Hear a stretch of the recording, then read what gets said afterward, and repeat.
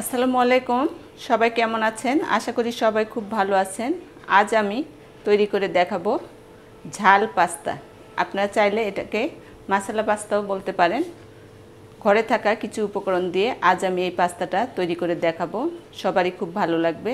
চলুন তাহলে কথা না বাড়িয়ে সরাসরি রান্নাতে চলে যাই।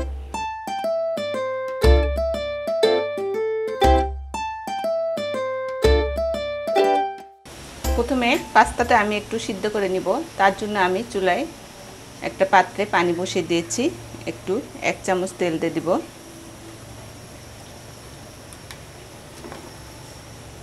পাস্তাগুলো ঢেলে দিলাম। এটা প্রায় আমি 5 মিনিটের মতো সিদ্ধ করে নিব। পাস্তাটা আমি একটু দেখে নিব সিদ্ধ হয়েছে কিনা। পাস্তাটা সিদ্ধ হয়েছে, এখন আমি এটা ঢেলে ছেঁকে নেব। আমি চুলায় একটা প্যান বসিয়ে দিয়েছি।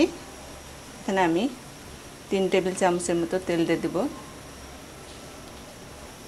রসুন কুচি দিয়ে দিলাম 1 টেবিল চামচ। আপনারা চাইলে রসুন পেস্টও দিতে পারেন।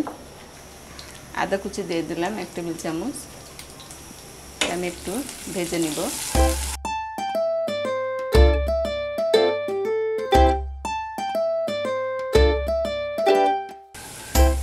রসুনটা আমার ভাজা হয়ে এসেছে। এখন আমি এখানে 3টা ডিম নিয়েছিলাম, ডিম 3টা দিয়ে দিলাম। আজকে আমি এই পাস্তাতে কোনো সবজি ব্যবহার করব না।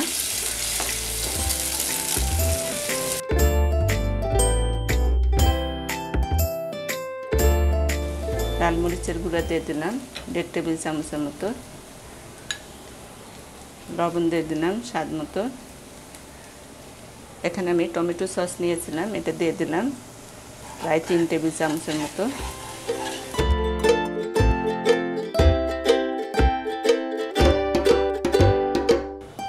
পেঁয়াজ কেটে নিয়েছিলাম, এটা দিয়ে দিলাম। এখন আমি পাস্তাটা এর মধ্যে দিয়ে দিব।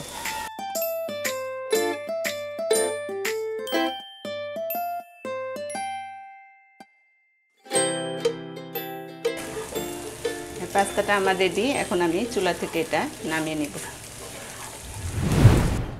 তৈরি হয়ে গেল আমার ঝাল পাস্তা। খুবই অল্প সময় লেগেছে, মাত্র 10 মিনিট। আমি আজকে কোনো সবজি ব্যবহার করিনি।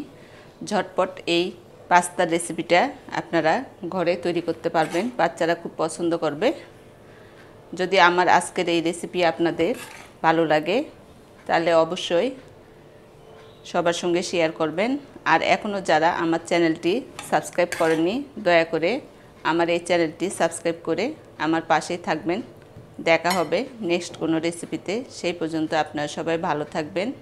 আল্লাহ হাফেজ।